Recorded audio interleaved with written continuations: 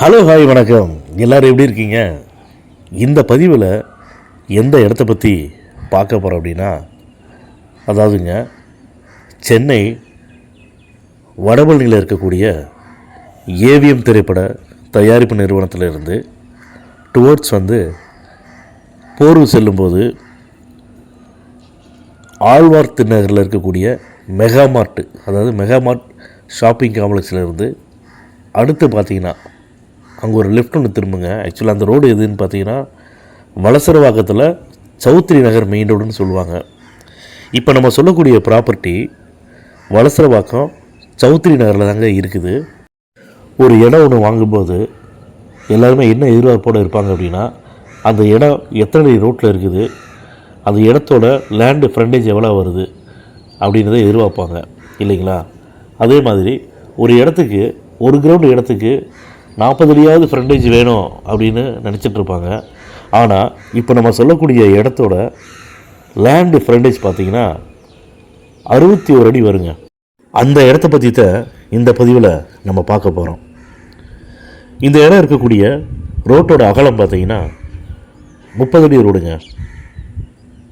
30 அடி ரோட்டில் இந்த இடத்தோட லேண்டு ஃப்ரண்டேஜ் பார்த்திங்கன்னா 61 அடி வருங்க.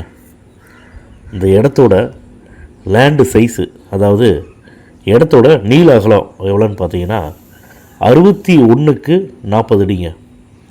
இந்த இடத்தோட மொத்த அளவு, அதாவது டோட்டல் ஸ்கொயர் ஃபீட் பார்த்தீங்கன்னா 2460 சதுரடிங்க. இந்த இடத்தோட ஃபேஸிங் பார்த்தீங்கன்னா ஈஸ்ட் ஃபேஸிங்கு. இந்த இடத்துல ஒரு சின்ன ஒரு விஷயத்தை நான் சொல்லணும்னு ஆசைப்பட்றேன். அதுதான் ஒவ்வொரு பதிவில் நான் சொல்கிற மாதிரி தான்.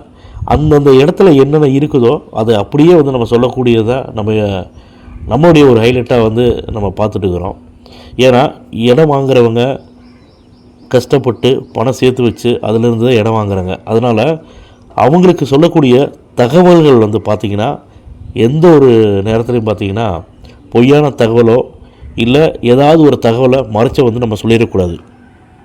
இப்போ நம்ம சொல்லக்கூடிய இடத்துல என்ன ஒரு சின்ன விஷயம் இருக்குதுன்னு பார்த்தீங்கன்னா, இந்த இடம் இருக்கக்கூடிய facing east facing. East facing இடத்துல ஒரு 10 அடி பார்த்திங்கன்னா தெருக்கூத்து வருதுங்க. நாங்களும் 2-3 கிளைண்ட்டை கூப்பிட்டு காட்டினோம்.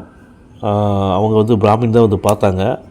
அவங்க பார்த்துட்டு என்ன சொன்னாங்கன்னா, இந்த தெருக்கூத்து கூட வாஸ்துப்படி இருக்கக்கூடிய தெருக்கூத்து தான் ஈஸ்ட் ஃபேஸிங்கில். அதனால் ப்ராப்பர்ட்டி தெருக்கூத்தாக இருந்தாலுமே இந்த இடத்த வாங்கலாம் அப்படின்னு சொல்லி சொன்னாங்க. ஆனால் அவங்க பார்த்தாங்க, ஒரு பிராமின் தான் ஒரு சார் பார்த்தாங்க. ஆனால் அவங்களுக்கு பட்ஜெட் கொஞ்சம் செட் ஆகலை. அது இல்லாமல் கொஞ்சம் லாங் டைம் ஓனர்கிட்ட கேட்டாங்க பத்திரம் பதிவு பண்ணுறதுக்கு. அதனால தான் அந்த இடம் கொடுக்கலைங்க. அதுக்கப்புறம் தான் அந்த இடத்த பற்றி நம்ம யூடியூப் சேனல் இப்போ பதிவில் போட்டுக்கிறேன்.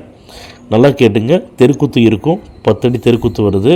ஆனால் இருந்தாலுமே இந்த இடம் வாஸ்துப்படி தெருக்கூத்துன்னு தான் சொன்னாங்க.